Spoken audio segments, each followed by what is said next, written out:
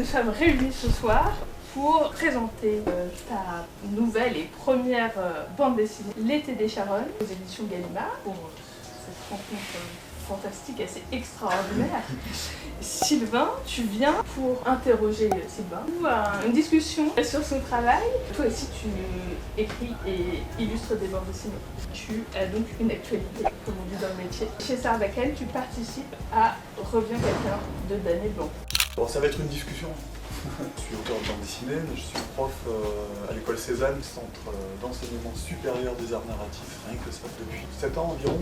Et j'ai eu l'occasion d'avoir Sylvain comme étudiant, et notamment sur un projet d'adaptation en dernière année. L'été des Charognes a démarré au sein de l'école. J'étais dans une école, il y a cette idée de faire une adaptation. En plus, c'est un projet qui est souvent en début d'année, qui est un peu un projet où se mettent en place beaucoup de pistes de recherche, de réflexion, comment on se lance sur un projet personnel. Donc c'est quelque chose qui est un peu un exercice. Et ensuite, ça prend, et puis ça devient quelque chose. En gros, on pourrait dire que l'école est là pour suivre le projet, mais en fait, l'école est là pour dire aussi à un moment, en fait, c'est super, ton projet, il devient totalement autonome, il se transforme, il ne ressemble plus à ce que c'était au début, il y a quand même des brides de départ. Et en gros, voilà, c'est un peu l'articulation de tout ça, c'est d'où c'est venu, qu'est-ce que c'est devenu, qu'est-ce que c'est maintenant par rapport à ce que c'était au début. Donc voilà, ça c'est le cadre. Ça. Je me souviens de ton projet de départ, tu es arrivé avec un tout petit livre en disant ouais, je vais adapter ça. Et puis au final, il y a un espèce de pavé énorme. Ouais. De combien de 280 pages. 280 pages.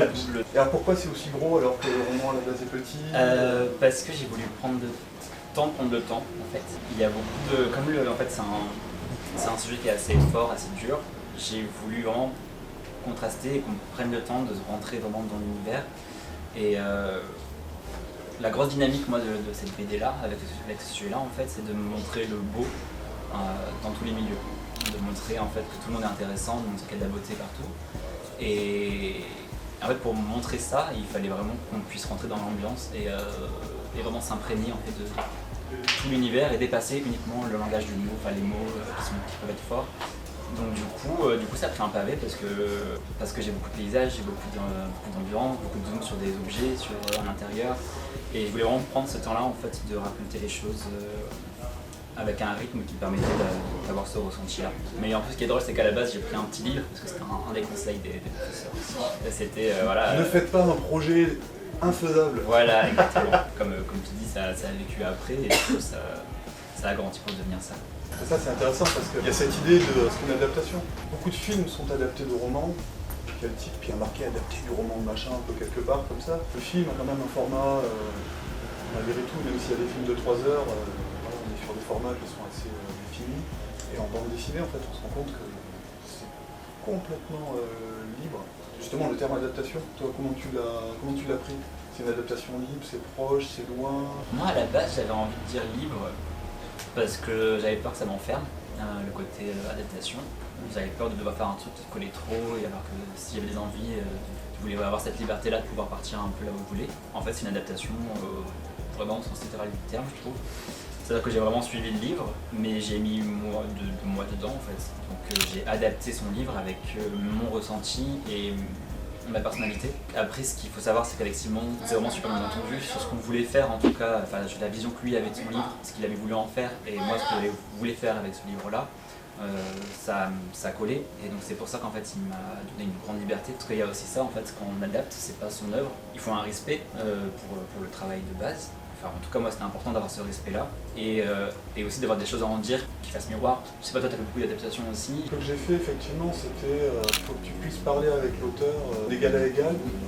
Et en général quand il y a des adaptations, l'auteur s'implique beaucoup. En général c'est pas terrible en fait. Bah, en réalité, ça c'est la chance que j'ai eue aussi. ça crée des trucs bizarres. On a fait 3 rendez-vous avec Simon. Après on était en contact par mail ou quoi, mais on s'est vraiment vu 3 fois autour du projet. Et le premier rendez-vous, en fait, quand il m'a dit ok c'est bon tu peux y aller, il m'a dit c'est ton bébé maintenant tu fais ton truc quoi. Et c'est que moi j'avais un peu ce truc au départ de me dire ah mais si tu penses à tel physique pour ce personnage-là, ou si tu veux absolument que celui-là ait une moustache ou quoi, tu me le dis. Et en fait, non, j'ai eu aucun moment où il m'a dit ça. C'était vraiment, c'est ton truc, ta vision est ok par rapport à ce que moi je veux faire. Du coup, ça s'est fait comme ça. Le fait d'avoir cette validation, ça m'a permis de me dire, bon, bah, en fait, t'es légitime à en faire ce que tu veux. Et c'est pour ça que le terme adaptation, pour moi, va très bien dans ce truc-là, parce que c'est le travail de Simon, mais adapté avec mon prisme à moi, et de manière libre, mais ça suit l'histoire. Je sais pas si je suis très clair. J'ai l'impression. Je me souviens, moi j'avais fait une adaptation d'un roman de Benoît Dutertre. Quand je l'ai rencontré, il m'a dit, en fait je suis heureux que les romans, mes œuvres, puissent avoir une autonomie par la suite.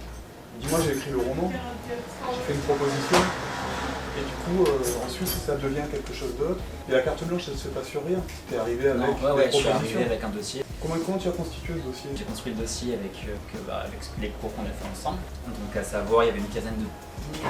C'était un petit peu étoffé vers la fin quand même. Je crois qu'il y avait 3 scènes à peu près qui étaient au format final de comment je voyais ça à l'époque. Il y avait une storyboard, note d'attention, résumé vite fait, et puis un découpage de comment je voyais la BD, avec dessin de recherche annexe et tout ça.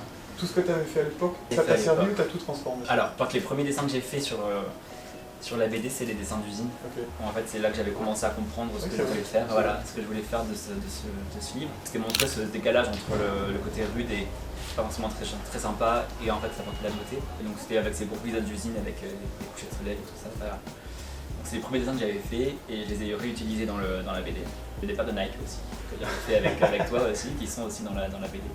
Après j'ai tout refait, mais la base du dossier c'était ça, c'est ce que j'ai présenté à Simon, et c'est ce qui lui a fait dire ok c'est bon, tu peux y aller. Je me rappelle, je suis allé lui présenter le storyboard à Marseille. On a chez tous les deux, on était contents, c'était chouette. Je sais pas si c'est toujours pareil dans les adaptations, mais c'est un truc qui aide d'avoir un bon rapport avec l'auteur de base. Il y a beaucoup d'adaptations qui sont des adaptations de commandes.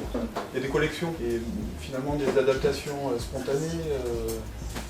Il y a, mais c'est pas non plus si répandu que ça. Et je me posais la question par rapport aux personnages, parce que les personnages sont très ancrés. On a l'impression que oui, c'est toi qui l'as écrit, parce que c'est tes personnages, ils vivent comme toi tu les représentes, ils ont des personnalités, des ressentis dans les poses, dans les attitudes, il y a des choses extrêmement précises en fait, on a l'impression que c'est du vécu. Comment tu arrives à donner du vécu sur a priori quelque chose qui n'est pas du vécu, personnel en tout cas? Comment tu t'imprègnes de tout ça? Quelle image tu es allé chercher? Est-ce que c'est de la photo prise sur internet, monsieur avec la bouche ouverte qui hurle dans le lointain? Ou alors est-ce que c'est des choses personnelles? J'ai pas la même histoire, j'ai pas la même enfance exactement, mais il y a un truc dans l'ambiance de cette enfance-là qui me touchait à moi, et qui me parlait et qui faisait écho à quelque chose. C'est pour ça à la base que j'ai eu envie de faire cette BD. Parce qu'il y a des scènes de famille, c'est énorme quoi. Tous les personnages m'ont touché en fait à un point. Il n'y a pas un personnage que j'aime pas, mais il n'y en a pas un que je trouve c'est un gros connard, je pourrais pas lui parler dans ma vraie vie en fait. Pourtant quand on lit, il y en a qui sont un peu hardcore, mais en fait ils ont tous une sensibilité je trouve qui m'a touché. J'ai lié en fait avec des personnes de mon entourage, à chaque fois sur la sensibilité que je trouvais un point en commun ou quoi. J'ai fait des espèces de ponts. Donc des fois il y a des personnages, il n'y a rien à voir, c'est juste pour la blague ou des amis que je mets dedans. Tu es allé fouiller chez toi en fait? Ouais, mais carrément en fait, je vois il y a mes sœurs, il y a le père du personnage, c'est mon père, enfin physique en tout cas. Après il est pas alcoolique ou quoi, mais il y a un truc, enfin le père il est super brut au départ, puis en fait vers la fin son comportement change un peu aussi avec les grandisses, et en fait il y avait presque une maladresse. Il est touchant en fait à sa manière aussi. Lou par exemple c'est une de mes sœurs, parce qu'il y a un truc dans ce côté un peu rebelle, enfin un peu genre qui brûle de l'intérieur et ça doit sortir un peu, il y a ce côté là. Donc à chaque fois que j'ai fait des ponts, c'était pour un côté qui me touchait en fait. Et puis comme ça en fait, voilà, moi ce qui m'a touché c'était mon enfance qui n'était pas forcément joyeuse et tout ça, et qui faisait écho là-dedans. C'était aussi important pour moi d'impliquer aussi mon enfance là-dedans en fait. Donc il y a plein de photos de famille pour répondre à tes recherches, donc j'ai des photos de famille que j'ai intégrées dedans. Il y a des endroits de mon enfance que j'ai intégrés là-dedans. Les lieux, c'est des lieux que tu connais? Ouais, il y a des lieux que j'ai intégrés. J'ai un besoin de netteté, de réalisme qui est trop important pour faire sans abstraction. On sent que tu as une compréhension de l'espace, on sent que tu connais les espaces. Pour les lieux que je connais pas, j'aime bien des fois avoir des images de film ou quoi, pour avoir un espace qui tourne et pour avoir la pièce vraiment qui en 3 dimensions et pas avoir qu'un plan, donc être capable de pouvoir la dessiner dans d'autres positions. Alors ça c'est un peu particulier, c'est l'image qui est un peu particulière. C'est une image de Simon. Pour faire son roman, il s'est basé sur des photos qu'avait pris sa compagne de l'époque, de là où il grandissait, enfin, où il avait grandi. Ok. Donc, il m'a fait un petit dossier et donc il y a 3 images Bien. de son enfance à lui qui sont intégrées dedans quand même. Et celle-là en fait partie avec les chiens.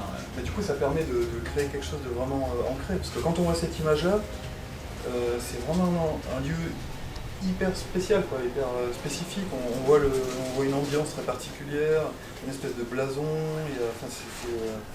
On se dit, ouais, mais ce lieu, il existe quelque part. Il est très fort, il existe du coup. Et donc s'il vient déjà de l'origine du roman, c'est encore plus... on ressent qu'il y a un truc très ancré. Malgré les ambiances un peu noires et tout ça, ils le prennent comment Parce que ça pourrait les toucher, ça pourrait les déranger. Ils ont été super touchés, dans le bon sens pour l'instant. Je sais que ma soeur qui fait nous par exemple, elle a une image à elle qui est un peu compliqué, donc elle dit ah ouais mais c'est pas moi, c'est pas le même nez, c'est pas le même machin, enfin, il y a ça dans le détail donc elle prend de la distance. J'ai vu ça avec une sœur, mais elle est intégrée dans un... Voilà, mais après très flattée, là hier elle m'a envoyé une photo, elle était chez Cultura à Nice, elle a pris la photo avec le vendeur, enfin, c'est rigolo. Voilà, c'est drôle. Après ma sœur aînée a été beaucoup touchée, elle c'est la mère de Jonas dans le livre. Et elle a été super touchée et très émue par rapport au côté miroir qu'elle a vu notre enfance à nous là-dedans. Donc c'était drôle d'avoir aussi ces deux avis-là, en plus qui ont des caractères différents, mais du coup les deux ressentis différents aussi. Et mon père lui a pris vraiment beaucoup de distance par rapport à tout ça. Il dit ah oui, comme ça se voit que t'es un acteur, je suis pas du tout alcoolique. Ce n'est pas moi. Voilà, mais pareil, en fait, il y a aussi un travail en amont de discussion, d'expliquer ce que je veux faire et tout ça. Ça c'est important. Parce que je parlais de bande dessinée où j'ai fait un hommage à ma famille et il y avait mes parents, il y avait mes 2 sœurs. Moi j'étais pas dans le bouquin, de toute façon c'était même pas de l'autobiographie, c'était des réminiscences de souvenirs d'enfance. Puis j'ai créé une aventure à partir de ça. Ma sœur qui s'appelle Estelle est le personnage principal. Et elle était émue, ravie. Et la grande sœur qui s'appelle Aude, dans le livre elle a 11 ans, elle arrive au collège, elle est un peu comme ça sur son image. J'adore ce personnage et elle m'avait dit j'aurais préféré que tu me demandes et je t'aurais dit non. J'avais pas pensé du tout à ces questions-là. Et par la suite, ça m'a fait cogiter. C'est vrai que c'est des discussions que... Tu joues avec l'image des gens. Ouais, c'est des trucs qu'on a pris en compte, c'est qu'on discute avec mon amie Leïla, qui écrit aussi un livre en ce moment. Surtout là, quand on s'inspire d'enfance, de choses très personnelles, en fait, c'est vrai que c'est compliqué parce que c'est pas que notre enfance, c'est pas que notre personnel, en fait. Donc du coup, c'est... Même si c'est pas mis en scène, ça joue en fait, ça va chercher quand même quelque chose du réel. Ouais. Donc c'est obligé de mettre de nous quand on adapte, quand on fait un roman, quand on fait un BD, c'est obligé de mettre de nous. Mais en fait c'est là que c'est compliqué ce rapport aux autres en fait, à prendre en compte dans la discussion. Il y a Simon là-dedans ou pas? Non, Simon n'est pas dedans, non il n'est pas physiquement. Parce que moi j'avais mis le auditeur, en fait le personnage n'avait pas de nom et tout ça, et en fait je me suis dit le personnage principal ce sera Benoît. En fait, j'ai pris sa tête à lui et je l'ai mis en personnage principal. Au tout départ, je pense que j'y pensé quand on était en construction du projet, je crois que j'avais pensé à le prendre lui ou quoi, et puis en fait après, je pense que pour prendre de la distance aussi par rapport à lui et faire mon truc, je pense que c'était important de le lâcher à un moment. Et alors la technique, t'as un truc quand même très particulier, qui est très abouti, en même temps très brut. Je me souviens, tu avais un dessin un peu esthétique, un peu léché, tout ça, là t'es parti dans un truc très brut, quoi. Comment t'es arrivé là? Avec l'école aussi encore, pas mal avec Xavier qui est là aussi, et avec Pauline Barzilay qui m'a vraiment fait travailler le feutre aussi beaucoup. Qui m'a dit de pas lâcher le truc. Ouais, j'ai un dessin très précis à la base, pas académique mais presque. Là c'est presque de l'aquarelle, c'est la touche. Je sais pas, en fait ça vient vraiment naturellement. Mais en fait je pense que c'est d'avoir cette base de dessin juste, on va dire, vraiment très, ça m'a permis après de pouvoir m'en détacher à un moment. Le fait de comprendre que ton dessin il tenait la route, t'as pu dépasser finalement cette inquiétude de faire bien. Je pense que c'est un peu ça, et puis c'est aussi qu'en fait, je vois mes dessins ils étaient peut-être justes mais en fait ils n'avaient pas de... Ça marchait pas. Ils étaient très retenus en fait, ils tenaient les gens à distance. C'est beau, regardez-moi, je reste loin. Voilà, ça disait rien quoi. Ça quand tu le lis, c'est les tripes quoi, c'est vraiment... Mais donc voilà, c'est du feutre. Donc je fais un petit crayonné avant, vraiment très enfin voilà, c'est les fameuses Nike. Je connais ça. Voilà, je les ai reprises un peu après. Moi je me souviens que tu avais retourné le papier. Ouais, voilà. C'est le verso de la feuille avec les taches qui traversent. C'est ça. Et tout ce qui est souvenir... Tout ce qui est souvenir dès le départ, il y a le chien mort là, qui vient le hanter pendant tout le récit. En plus, des images qu'on a déjà vues, donc des fois ça peut manquer de clarté si on les a pas vues avant.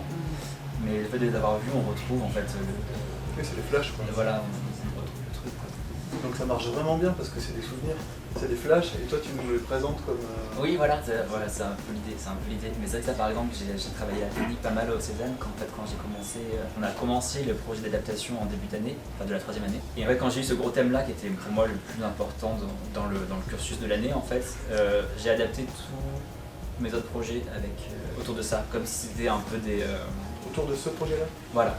Je sais qu'il y a eu les 101 heures du livre jeunesse, et ça, par exemple, j'ai fait comme un ex-libris de ce projet-là. Donc en fait j'ai construit une histoire en parallèle avec ça. J'ai pris un portage secondaire, j'ai fait un autre truc. Et en fait toute l'année en fait j'ai travaillé un peu avec ce thème-là en tête. Donc même sans forcément le faire forcément exprès ou quoi, mais je sais que ça a toujours tourné autour de ces trucs. Donc la technique des recto verso par exemple dans le séminaire, c'est un truc que je prenais déjà en compte.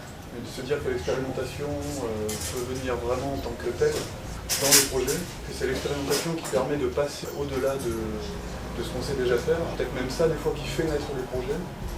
Ouais. C'est intéressant parce qu'on se dépasse, donc ça permet des nouvelles choses. Ces nouvelles choses permettent des nouvelles idées. Ces nouvelles idées permettent de pouvoir les représenter telles qu'on les a trouvées dans cette expérimentation. Et hop, tout d'un coup on a un champ, on a un boulevard devant nous. Ouais. C'est chouette de le voir en fait. Ouais, bah ouais. Donc, concrétiser. Vraiment, si vous avez un projet qui vous tient à cœur, n'hésitez pas en fait à vous servir des autres projets pour le compléter. Je sais que tu es sur d'autres projets, tu réutilises tes personnages, tu les remets dans d'autres rôles. Qu'est-ce qui se passe? Ouais, c'est c'est ça. le même, c'est Donc complètement là, différent. L'adaptation, c'est vrai que voilà, moi ça m'a beaucoup aidé à avoir l'histoire qui est sécurisée. Donc moi qui n'étais pas forcément sûr sur mon côté dessin, graphisme, je savais comment l'histoire était validée entre guillemets. Donc du coup j'avais pas pensé à ça. Enfin, alors que si au final, mais dans ma tête en fait ça me libérait d'un poids quand j'ai commencé à faire l'adaptation. Donc en tant que première BD c'était vraiment pour moi un truc qui était bien. Et pareil, pour pas en fait être enfermé dans un truc à faire que l'adaptation, c'était important pour moi de faire un projet qui soit personnel où j'écris l'histoire. La deuxième bande dessinée que je vais faire va toujours être sur un thème un peu social, ça va être sur mes sœurs. On va retrouver nous. On va retrouver Dans nous, son voilà, rôle, mais dans un autre univers. Donc après, j'ai fait un petit clin d'œil que j'aimerais bien continuer à faire dans les prochaines bandes dessinées. Vers la dernière page, vous avez ce personnage-là en fait qui est ma sœur, à quoi elle ressemble aujourd'hui, et qu'on va retrouver dans la prochaine bande dessinée. C'est des petits clins d'œil, et donc oui, en fait, je vais les réutiliser, mais là, ça va vraiment être elles avec leur histoire, donc ça va être différent. Il manque que leur physique, et là, ça va vraiment être leur vie aussi, donc ça va être un autre travail, mais qui va être aussi super intéressant. Et que j'ai hâte de commencer d'ailleurs, je commence le mois prochain. Peut-être qu'on va recroiser encore un personnage quelque part dans un fond ou quoi, parce que moi, dans la même ville, là où ça se termine là-dedans, donc on va voir. Donc tu es en train de créer un univers. J'aimerais bien, ça me plairait beaucoup d'avoir en tout cette possibilité de faire des livres connectés entre eux. Voilà, pas un tome 1, un tome 2, mais qu'on prenne le livre et qu'on dise ah putain mais c'est pas le machin qui était là. Donc j'essaie de construire ça, on verra après. En fait on va se rendre compte que c'est toi, tout simplement. Moi quand j'ai fait l'adaptation, j'étais là bon je fais une adaptation. Et les gens me disaient ah, mais j'ai l'impression de lire un de tes bouquins. Mais dans ma tête, c'était pas si clair que ça. Ce que permet l'adaptation, c'est qu'effectivement on a un cadre. Là-dessus on peut construire un univers et une narration. Alors que quand tu pars d'un projet personnel, tu as un univers, type de narration, et tu dois te construire un cadre. C'est vraiment, le processus inverse, la structure, mais il faut reconstruire tout le scénario. Oui, c'est clair. Mais quand on commence en tout cas le truc, on se dit bon bah au moins il y a ça quoi. Trame, toi t'as gardé la trame. Parce qu'on parlait de type d'adaptation, mais j'avais décidé de garder la trame aussi. Je sais que ça m'avait sécurisé en me disant en fait je sais exactement qu'il y a un chapitre 1, 2, 3, qu'il y aura 10 chapitres. Je savais que ça se terminerait comme ça, j'ai même pu me dire, avoir le luxe de me dire moi j'aimerais que ça se termine pareil, mais un quart de seconde avant pour garder un doute. Là où dans le livre, le mec il meurt, moi on n'est pas sûr. J'ai changé la fin aussi, je me suis arrêté avant. Quart de seconde avant aussi Non, 20 pages avant quand même. C'est une discussion que j'ai eue avec Simon aussi en fait, mais c'est que la fin je la comprenais moins bien. Il y avait un truc que je perdais. Et du coup on en a discuté, s'il était d'accord, parce que c'est quand même pas rien de s'arrêter un peu avant. Et du coup ça s'est fait comme ça, et il y avait aussi le nombre de pages. C'est vrai qu'à la base j'avais signé pour un 240 pages et là on dit sur 280, donc je me dis bon, si je dois vraiment faire la vraie fin ça va être lent. Mais t'as dit l'essentiel, en fait j'ai voilà. l'impression que tu enlèves rien, non, tu laisses une piste. Voilà, c'est une bonne partie, la base c'est vrai que quand j'y pense à ce que j'ai enlevé, je me dis maintenant j'ai envie de dessiner, maintenant que j'ai le temps et que j'arrive rien de faire, mais pourquoi pas ça peut être le début pour un autre, je sais pas. Mais nous ça nous manque pas. En tant que lecteur, on est sur une fin ouverte. C'était l'idée que voilà, que ça On passe sur a quand même vécu plein de trucs. C'est une possibilité qu'on adapte du coup de s'arrêter à ce qu'on comprend, ce qu'on ressent et ce qu'on a envie de faire aussi. C'est le principe d'adaptation.